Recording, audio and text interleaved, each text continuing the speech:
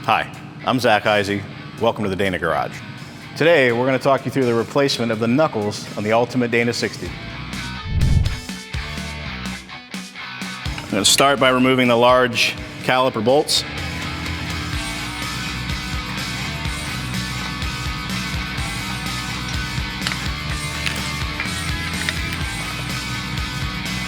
It's off, you can hang it up out of the way. Next, remove the rotor.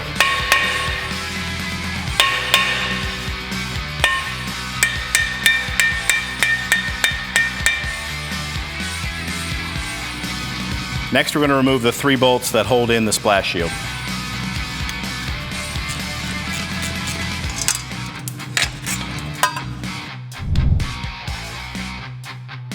The next step is to remove the 6 spindle nuts.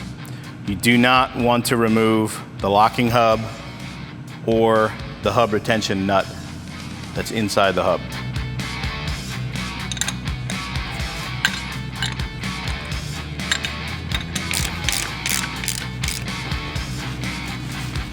Next, we're going to remove the ABS sensor.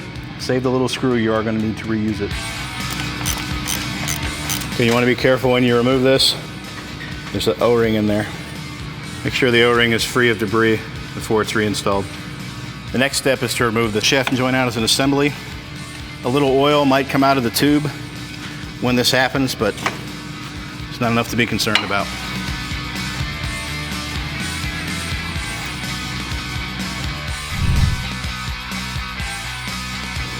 Next, we're going to loosen the drag link. We're not going to remove it so that we can break the taper free.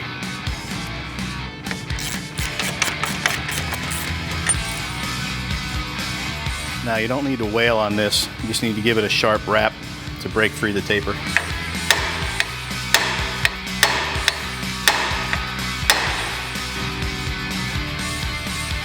Now you can remove the nut the rest of the way.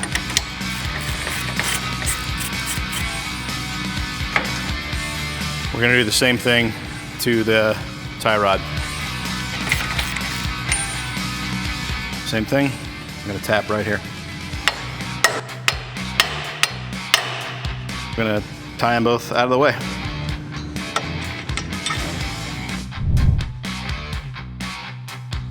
The knuckle you receive will already be fully assembled. It'll have the studs and the steer arm and all of the nuts already installed and torqued to the proper specs. So we won't need to do anything except remove the ball joint nuts and separate the knuckle as an assembly. You're going to loosen both the upper and lower ball joint nuts, but you're not going to remove them because when the taper breaks free, that's the only thing keeping the knuckle from smashing your feet.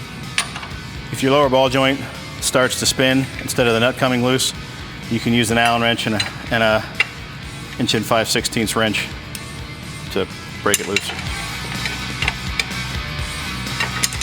Just like with the tie rod and the drag link, we're going to gently strike the tube yoke to loosen the taper.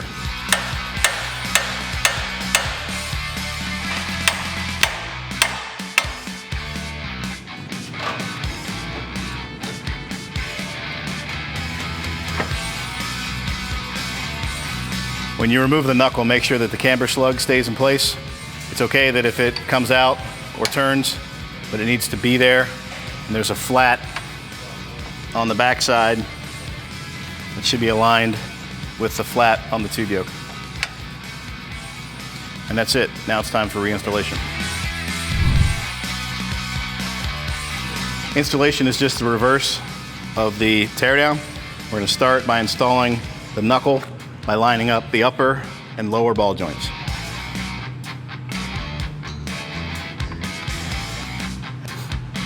There's little triangles at the top of the nut that are the locking feature. They go toward the top.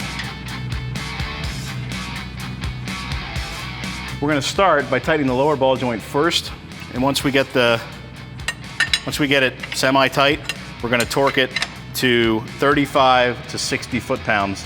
Then we're going to move to the top.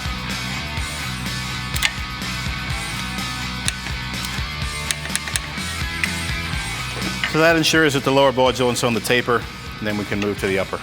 The upper ball joint nut, you're going to torque to 70 foot-pounds. You're going to continue to tighten the nut slightly until the cotter pin hole lines up with one of the slots in the castle nut. And finally, tighten the lower ball joint nut to 140 to 160 foot-pounds. Lastly, install the cotter pin in the upper ball joint and bend over the tabs.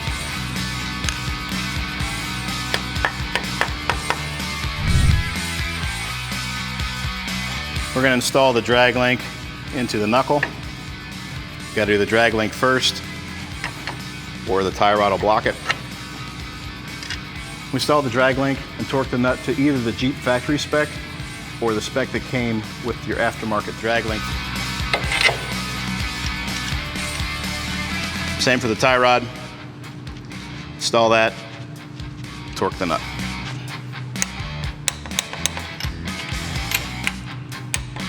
One of the things you're gonna have to change from the original knuckle to the new knuckle is the stop bolt. We're going to install the stop bolt loosely for now because it will need to be set to limit the steering travel when we're all done. I'm installing the shaft and joint, spindle, and hub assembly as one piece into the new knuckle. Make sure the flat of the spindle is toward the rear. ABS sensor is at the front. Make sure you smash your thumb on that stud.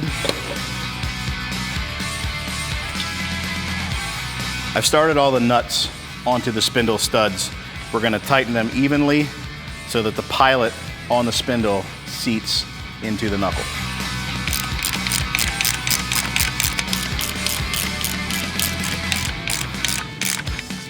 Once you have the spindle nuts snug down, you can torque them to 55 to 63 foot-pounds.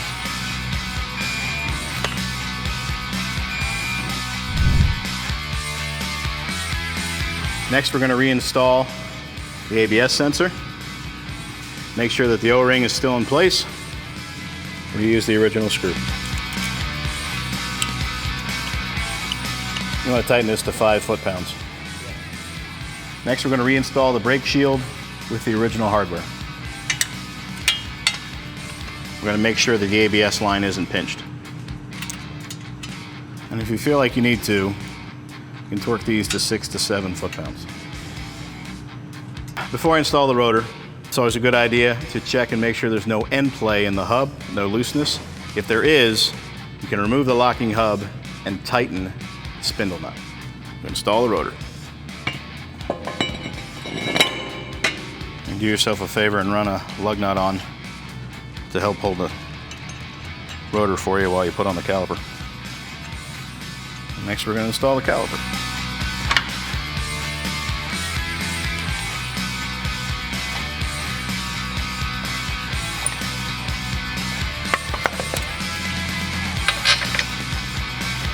These two large brake caliper bolts get torqued to 225 to 295 foot-pounds.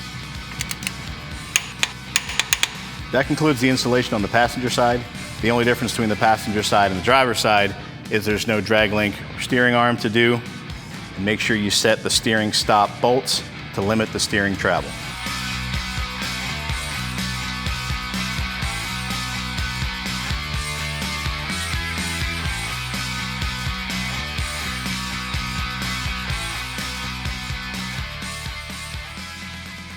Under no circumstances should individuals attempt to perform any repair or maintenance procedure for which they have not been properly trained or lack proper tools and equipment for the repair, including but not limited to safety glasses, boots, clothing, etc.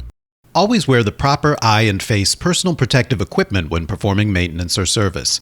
Eye and face protective devices must comply with ANSI Z87.1 or equivalent, or as required by applicable safety agency.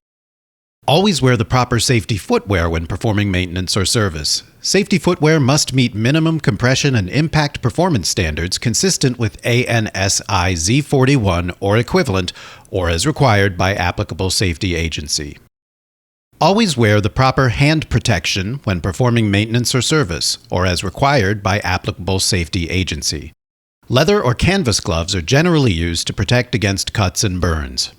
Always be careful when working with any products that have sharp edges. Always be sure to follow proper torque specifications carefully. Failure to do so may lead to premature component failure or damage to the vehicle components. Please be responsible and dispose of automotive fluids properly. Check with your local auto parts store for the proper recycling requirements and locations in your area. Considerations. The Ultimate Dana 60 axles are for all Jeep Wrangler JK model years. Dana recommends using a professional lift when installing axles. Always check the mating steering components for damage before reinstalling. All fasteners should be torqued to the manufacturer's specifications once the weight of the vehicle is on the suspension or on the ground. For more information on installation and components, refer to SHAIS 212 in the library at www.spicerparts.com/library.